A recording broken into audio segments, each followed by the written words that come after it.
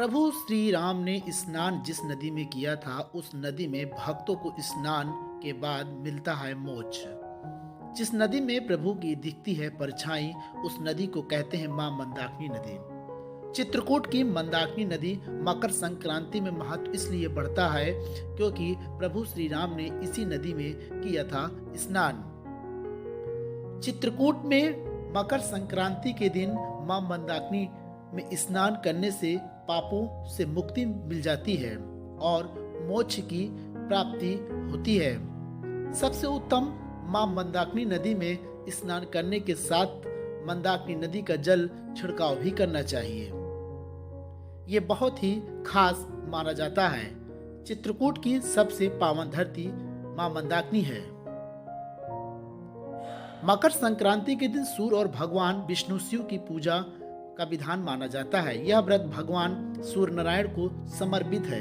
इस दिन भगवान को तांबे के पात्र में जल, गुड़ और गुलाब की पत्तियां डालकर आधार दिया जाता है।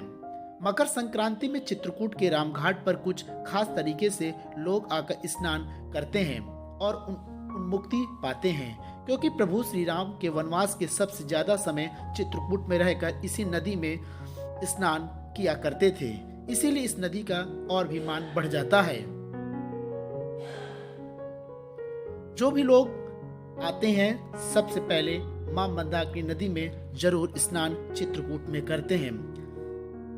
उत्तर प्रदेश और मध्य प्रदेश के बीच में मां मंदाकिनी नदी चित्रकूट में बहती है।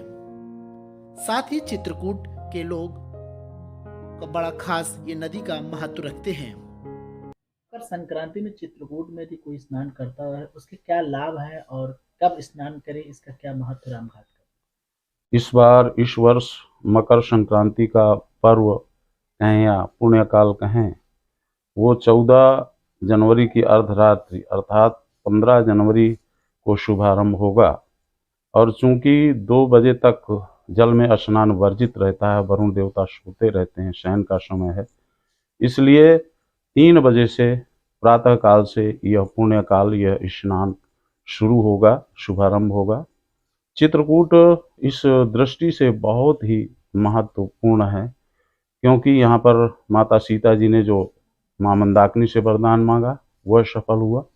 और यहीं पर तुलसीदास जी अनेक तीर्थ स्थलों में बहुत दिनों तक तपस्या की, निवास किया, लेकिन कहीं भी दर्शन नहीं हुआ और अंत में उनकी मनोकामना की पूर्ति चित्रकूट में ही, रामघाट में ही हुई। इस कारण से चित्रकूट, चूंकि मां मंदाकिनी देवगंगा का अंश स्वरूप हैं, माता अनुसुईया का तपोव्रत भी इसमें सन्निहित है, इसलिए बहुत ही शक्तिशाली और वैभवशाली मां मंदाकिनी है। इसमें स्नान करने से हर प्रकार की मनोकामनाओं की संपूर्ति होती है, चाहे वो धन की इच्छा हो, चाहे वैभव की इच्छा हो, या किसी भी प्रकार की इच्छाओं को लेकर के यहाँ पर लोग मां मंदाकिनी में स्नान करते हैं। और यहाँ तक कि जो तीर्थों के राजा हैं प्रयागराज, उनकी भी इच्छाओं की पूर्ति इस मंदाकिनी में स्नान करने से होती है। जब पापों का क्षार करते करते उनका वर्ण हंस से काग वर्ण हो जाता है, तो वो जो है शुक्ला सप्तमी के दिन, माघ मास की शुक्ल पक्ष की सप्तमी के दिन चित्रकूट आकर के मां मंदाकिनी में स्नान करते हैं और पुनः काग वर्ण से पुनः अपने हंस स्वरूप की प्राप्ति करते हैं।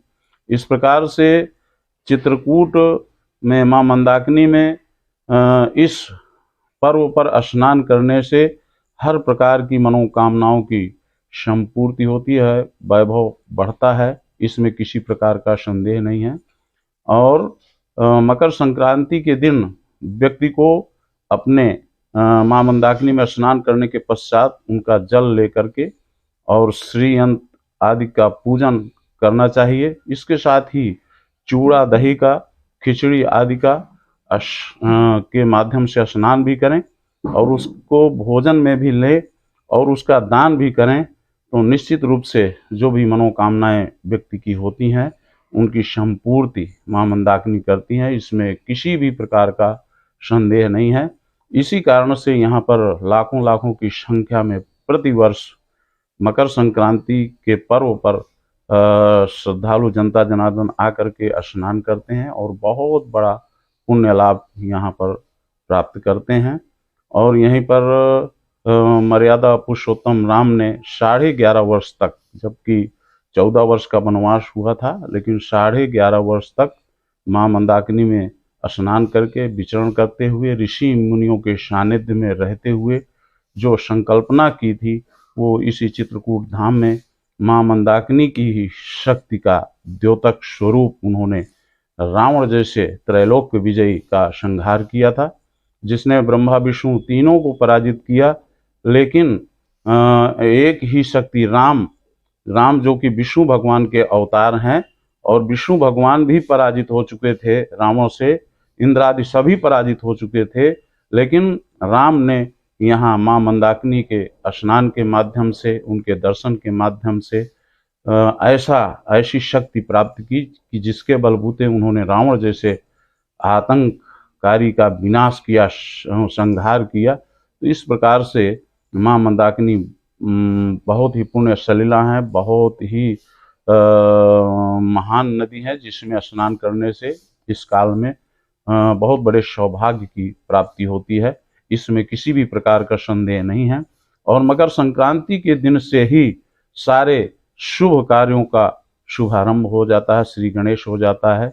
सारे चाहे वो विवाह का कार्य हो या कोई व्यवसाय का कार्य हो या अन्य कोई कार्य जिसका शुभारंभ करना चाहते हो, उसका शुभारंभ इस दिन यदि किया जाता है तो उसमें बहुत बड़ी सफलता जीवन में प्राप्त होती है।